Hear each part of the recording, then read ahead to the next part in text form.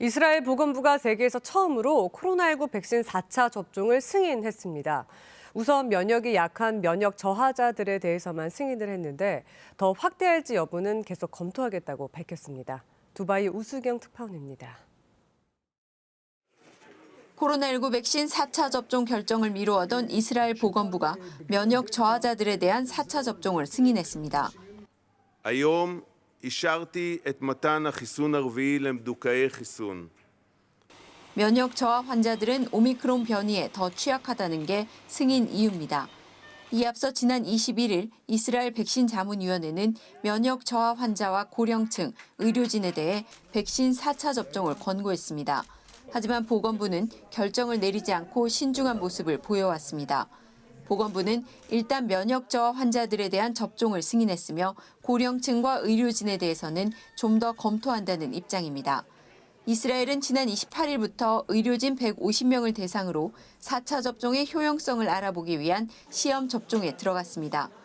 결과는 2주 정도 뒤에 나올 것으로 예상됩니다.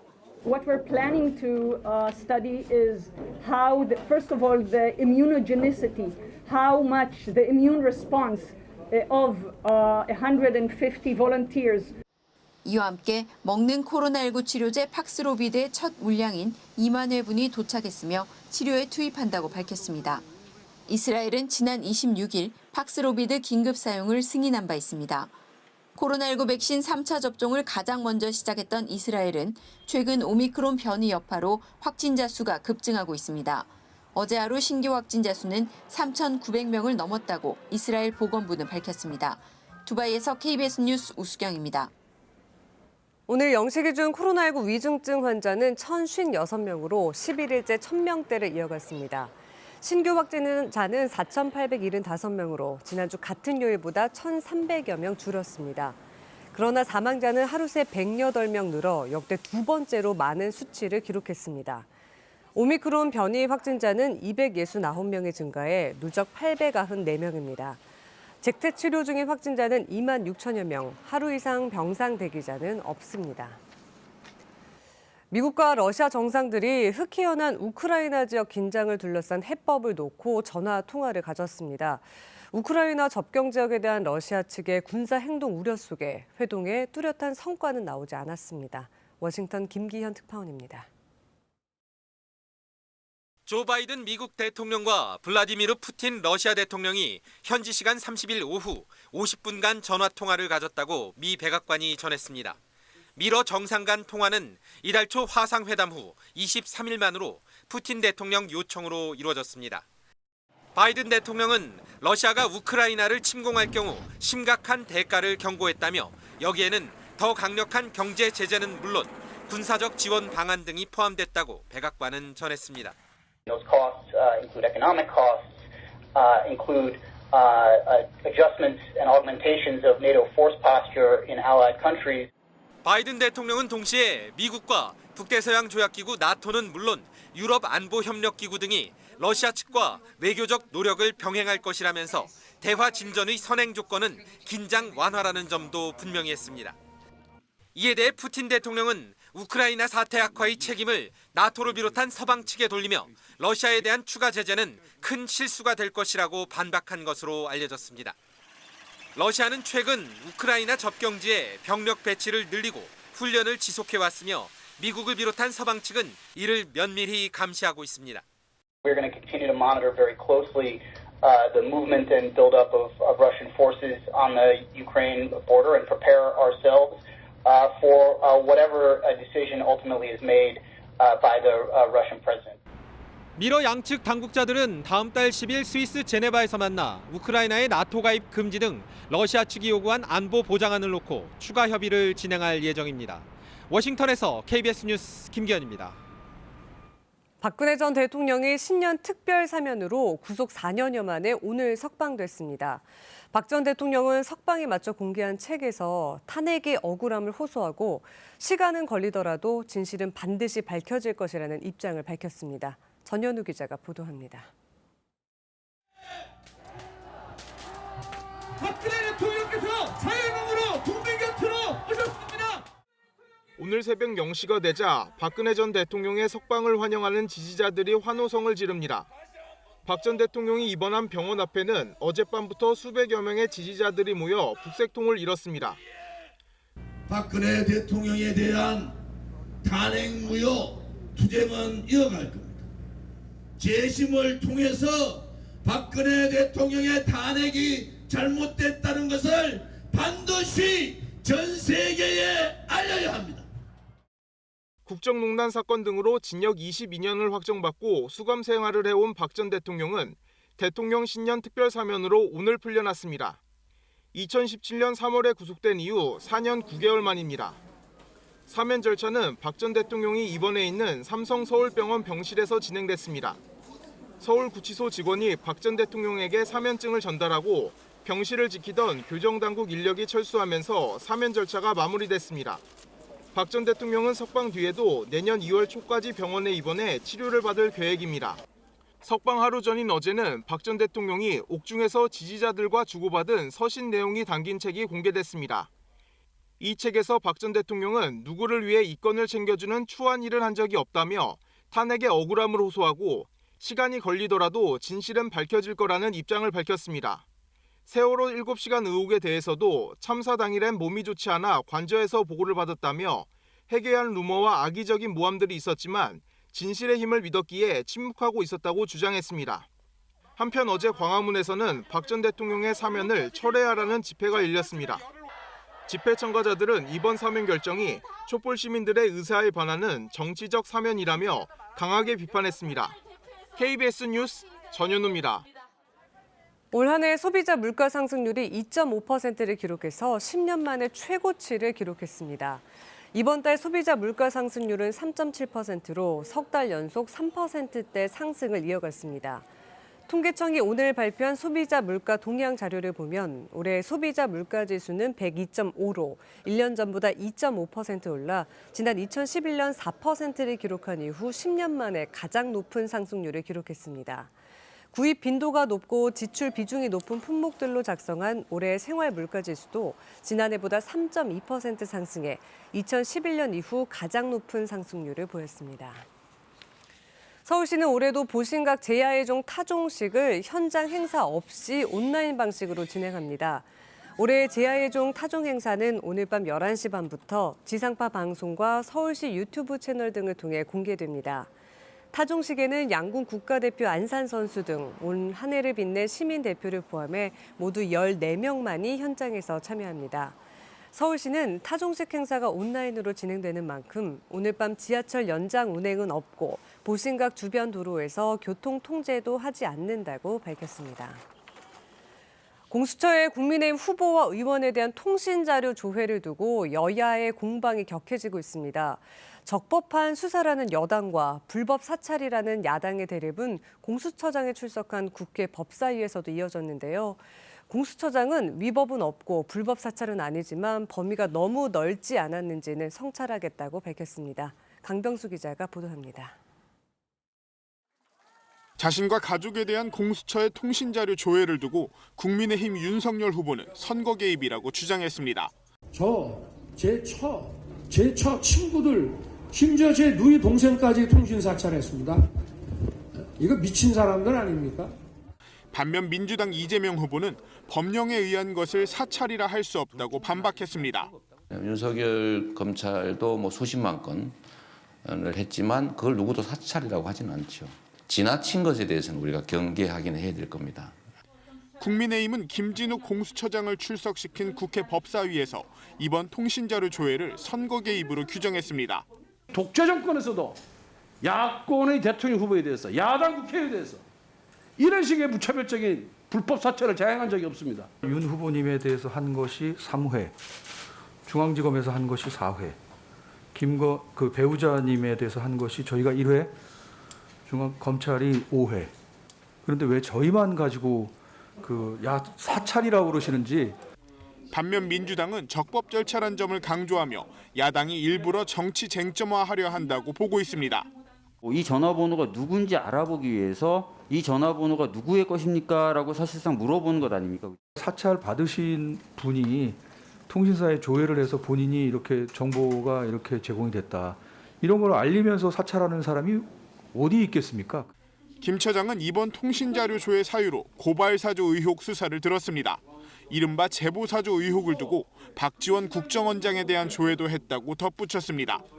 다만 자료 조회의 범위가 너무 광범위했는지는 성찰하겠다고 밝혔습니다. KBS 뉴스 강병수입니다. 독일이 오늘 원자력 발전소 3곳의 가동을 중단합니다. 이제 남은 원전은 3곳이 되는데 이마저도 내년 말까지 모두 폐쇄해서 말 그대로 탈원전 시대에 돌입합니다. 베를린 김기수 특파원의 보도입니다. 10여 년 전 17개가 가동됐던 독일의 원전 중 현재 전기를 생산 중인 곳은 6개. 오늘 그중 3곳의 가동이 중단됩니다. 나머지 3곳 원전도 내년 말 모두 폐쇄됩니다. 20년간 진행된 독일의 탈원전 정책이 1년 후 마무리됩니다. Technologie aussteigen. Deswegen sind wir da total froh drüber, dass jetzt zum Jahresende ein paar Meiler schon wirklich abgestellt werden und nächstes Jahr dann der Atomausstieg fast vollständig vollzogen. 2002년 독일은 2021년을 목표로 탈원전 정책을 내놨습니다. 정권이 바뀌며 안정적인 에너지 공급 등을 이유로 탈원전 완료 시점이 뒤로 미뤄지기도 했습니다. 하지만 2011년 후쿠시마 원전 사고로 탈원전은 독일에서 거스를 수 없는 대세가 됐습니다. 당시 가동 중이던 17개의 원전 중 노후 원전 8기가 즉각 폐쇄됐습니다. 그러면서 독일은 풍력 발전 등 재생에너지 비중을 높이며 원전과 화석 연료에 대한 의존도를 줄여왔습니다. 2020년 현재 독일의 재생에너지 발전 비중은 45%, 원전은 12%에 불과했습니다. 독일과 달리 프랑스는 최근 신규 원자로 건설을 재개하겠다고 발표하는 등 친원전 정책을 강화하고 있습니다. 프랑스는 56기의 원전을 가동 중이고 여기서 국내 전력의 70%가 생산됩니다. 프랑스는 탄소 배출이 없다며 원전을 녹색 분류 체계에 포함시켜 줄 것을 유럽연합 EU에 요청했습니다. EU가 원자력을 녹색 분류 체계, 즉 친환경 에너지로 분류하면 금융 조달도 쉬워지는 등 원전 산업도 새 전기를 맞게 될 것으로 보입니다. 독일을 비롯해 탈원전을 추진 중인 나라들은 이를 강력히 반대하고 있습니다. 이유는 녹색 분류 체계의 원전 포함 여부를 다음 달 중순 결정할 계획입니다. 베를린에서 KBS 뉴스 김기수입니다.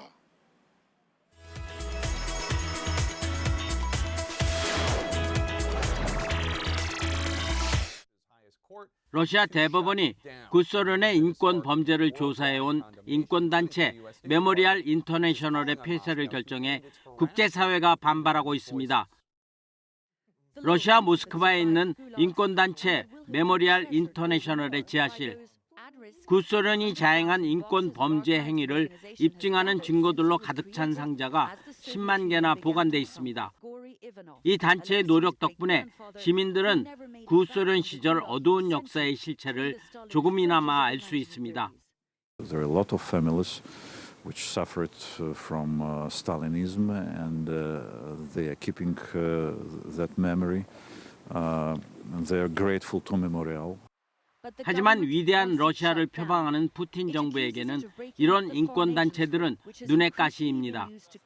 그래서 비영리기구 규제법을 만들어 정부의 생각에 동의하지 않는 단체들을 탄압하기 시작했습니다.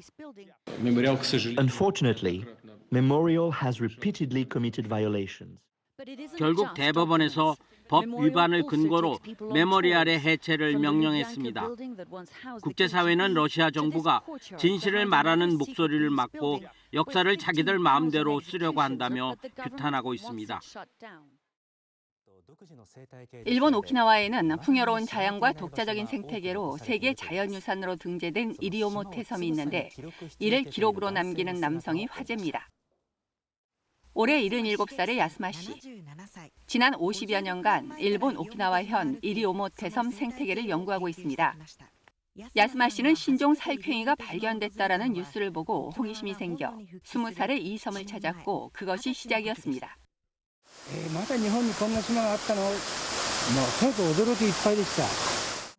매번 그가 남긴 기록에는 처음 본 식물과 순진한 아이들 모습 등 생경한 자연과 그 속에 녹아있는 사람들의 모습이 오롯이 남아 있습니다. 야스마 씨가 지금까지 섬과 관련한 기록 노트가 100권이 넘습니다. 최근 다시 이 섬을 찾은 야스마 씨. 아직 가보지 못한 처녀지로 발걸음을 옮깁니다. 그리고 기적처럼 지도에는 아직 없는 새로운 폭포와 예기치 않은 조우를 합니다. 이렇게 이번 탐험에서 발견한 새로운 폭포만 5개라고 합니다. 야스마 씨는 이 섬을 탐험하는 자신의 여정을 끝낼 수 없는 이유가 여기에 있다고 말합니다. 중국 꾸이저우 성에 사는 롱 씨는 얼마 전 주식 계좌 잔액을 확인하고 깜짝 놀랐습니다. 6천 위안에 불과하던 투자 원금이 갑자기 1억 위안으로 불어난 겁니다. 주변에 함께 있던 친구들도 흥분해 인증사진을 찍어 SNS에 올리기도 했는데요. 하지만 1억 천금의 기쁨도 잠시, 잔액은 갑자기 0위안으로 바뀌었습니다.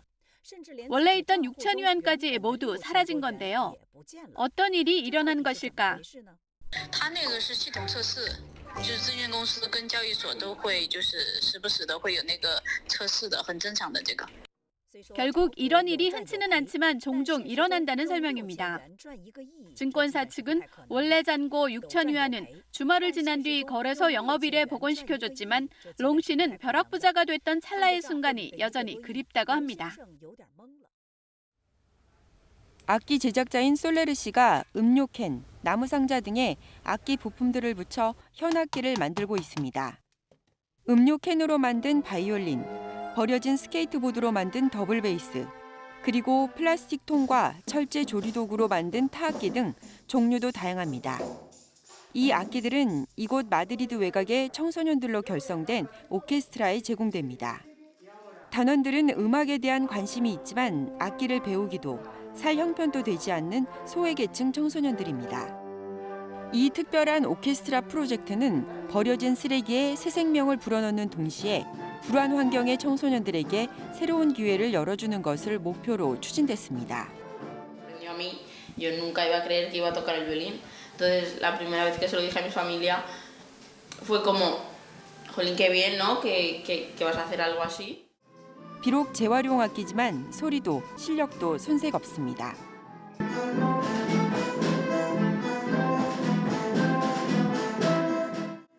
꿈꾸는 것만으로 만족해야 했던 악기 연주를 직접 하는 청소년들의 표정에서 그 무엇과도 바꿀 수 없는 행복이 묻어납니다. KBS 월드뉴스입니다. 쿠팡 고객센터의 전화 상담 대행업체가 거짓 채용 공고로 상담사를 뽑았다는 신고가 접수돼서 노동부가 조사에 착수했습니다. 영어 상담사를 뽑는 줄 알고 외국인과 교포 등이 취업을 했는데 실제로는 업무 절반 이상이 우리말 상담이었습니다. 공민경 기자입니다. 해외 대학에서 영어 통번역을 전공한 권예진 씨는 지난 6월 쿠팡 전화상담 대행업체에 지원했습니다. 채용 공고에는 외국인 고객을 상대로 영어 상담을 한다고 돼 있습니다. 그냥 영어 커리어적으로 어느 정도의 도움을 줄 수 있지 않을까라는 생각에 막상 입사를 하자 영어 상담뿐 아니라 채용 공고에 없던 한국어 상담이 업무 시간의 절반 이상 배정됐습니다. 채용된 38명 중에는 우리말이 서툰 외국인과 해외 교포도 있습니다. 영어 상담을 할 거야라고 들어온 건데 막상 이제 교육이라는 명목으로 하는 건 한국어 상담밖에 없고 같이 입사했던 외국인분은 한국어 상담이 너무 힘들다고. 입사자들은 이게 무슨 영어 상담사냐? 한국어 상담 대타 같다. 이건 취업 사기다라는 불만을 호소했습니다. 하지만 업체 측은 한국어 상담을 못하겠으면 나가라고 압박했다고 입사자들은 주장합니다. 당장 한국어 전화를 받아야 된다. 받지 않으면 퇴사까지도 감수하셔야 된다라는 그런 압박을 계속 저희 개개인들에게 주셨어요. 결국 입사자 절반 이상이 퇴사했습니다. 일부 상담사들은 업체가 허위로 구인 광고를 냈다며 노동부에 신고했습니다. 쿠팡 외국인 고객 대상 영어 상담이라는 업무만을 구체적으로 명시를 했기 때문에 허위 광고로 볼 수 있는 여지가 충분히 있다고 생각됩니다. 해당 업체 측은 면접과 교육 때 한국어 상담을 할 수 있다고 공지해 법 위반이나 인사권 남용이 아니라고 반박했습니다. KBS 뉴스 공민경입니다. 집에 불이 나면 119에 곧바로 신고를 한 뒤 개인 소화 장비를 이용해서 큰 불로 번지는 걸 막아야 하는데 막상 그 상황이 오면 쉽지 않습니다. 그런데 한 중학생이 집에 불이 나자 소방대원과 침착하게 영상통화를 하며 소화기로 불을 끄고 인명피해를 막았습니다. 송국혜 기자입니다. 한 아파트 주방에서 시뻘건 불길이 치솟습니다. 연기는 금세 거실까지 퍼집니다. 부모가 집을 비운 새벽, 10대 자매 둘이 가스레인지로 요리하다가 새어나온 가스에 불이 났습니다. 다급히 119에 신고한 중학생 언니. 전화를 받은 소방대원은 영상통화를 유도하고 거실에서 소화기를 찾으라고 말합니다. 주무자분! 소화기 사용할 줄 아세요? 소화기 사용법을 몰라 당황해하는 중학생에게 몸짓까지 하며 알려줍니다. 시험문 보세요, 저. 이렇게 잡으시고 그 불사기 입구를 손으로 잡으신 다음에 그렇게 눌러주세요. 소방대원의 말에 따라 침착하게 대응한 중학생. 소방차가 도착하기 전에 불을 꺼 번지는 걸 막았습니다. 이 모든 게 유독 가스 질식으로 인한 인명피해가 날 수 있는 5분 안에 이루어졌습니다. 일단 안정을 시키고 저희가 영상통화를 시도한다는 것에 대해서 많이 유도를 하였습니다. 저희의 지시에 잘 따라줘서 초기 진화에 성공한 케이스였습니다. 지난 10일 충북 제천에서도 한 아파트 주민이 소방대원과 영상통화를 하며 재빨리 소화기를 사용해 큰 피해를 막을 수 있었습니다. 119 영상통화 시스템이 전국 소방본부에 도입된 건 10년 전. 하지만 활용은 아직 전체 신고 건수의 3%에 불과합니다. 소방청은 현재 안드로이드 기종의 휴대전화만 가능한 영상통화 시스템을 내년 초 아이폰 기종까지 확대해 더 많은 사람이 활용토록 할 계획입니다. KBS 뉴스 송국혜입니다. 강원도 홍천에 전교생이 30명도 안 되는 작은 초등학교가 있는데 특이한 점이 있습니다. 전교생이 교육청과 대한스키협회에 등록된 정식 스키 선수라는 점인데요. 메달의 꿈을 이루기 위해서 추운 날씨 속에도 땀을 흘리고 있습니다. 김초롱 기자가 찾아가 봤습니다. 대형 스키장의 중급차 코스. 빨강 파란 기문을 요리조리 피하며 쏜살같이 내달립니다. 강원도 홍천의 대곡초등학교 학생들입니다. 대회 나가서 은메달 따고 싶어요. 마지막에 일자로 내려올 때가 기분이 제일 좋아요. 6학년 맞이부터 1학년 막내까지 모두 스키 선수입니다. 스키를 배운 지 한 달 된 막내도 실력은 수준급입니다. 엄청 재밌었어요. 열심히 타서 대회 꼭 나가고 싶어요. 전교생이라 봐야 27명인 농촌의 작은 학교에 처음 스키부가 생긴 건 20여 년 전. 지역에 눈이 많고 대형 스키장도 있어 가능했습니다. 스키장에선 학교에 무료 시중권을 제공했습니다. 학생들은 요즘 오전엔 학교 수업을, 오후엔 스키 훈련을 합니다. 기다려주고 넘어진 아이들은 서로 일으켜주고 그러다 보니까 아주 굉장히 긍정적인 학교 문화가 형성된 것 같습니다.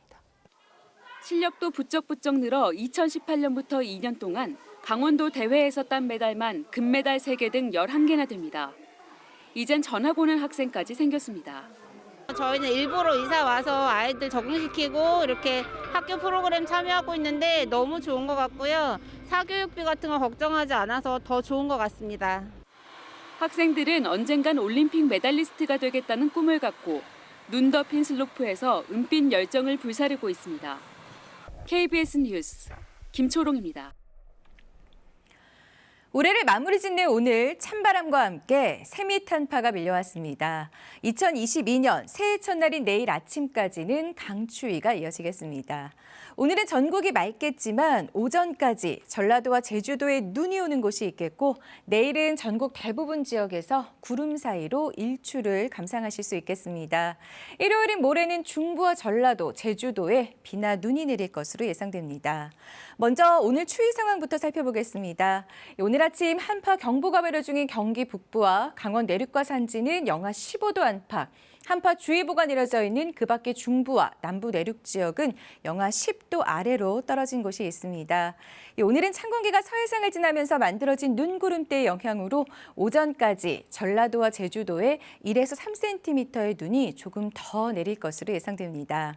올해 마지막 해가 가장 늦게 지는 곳은 전남 신안군에 있는 가거도로 오후 5시 40분까지 해넘이를 보실 수 있겠고요. 서울의 일몰 시각은 오후 5시 23분이 되겠습니다. 오늘 오후에는 전국이 맑겠지만 서해안과 경북 동해안, 제주도에는 순간적으로 초속 15에서 20m의 강한 바람이 불겠습니다. 한편 비나 눈 소식이 없는 경상도 동해안 쪽에는 건조주의보가 이어지겠습니다. 낮 최고 기온은 서울이 영하 4도, 철원이 영하 5도, 강릉과 전주, 광주가 1도, 대구가 2도로 어제보다 4, 5도 정도 낮겠고 바람이 불어 체감온도를 끌어내리면서 더 춥게 느껴지겠습니다. 바다의 물결은 풍랑 경보가 내려져 있는 동해 먼바다에서 최고 6m까지 거세게 일겠습니다. 날씨 전해 들었습니다. 코로나19 통합 뉴스를 마칩니다. 고맙습니다.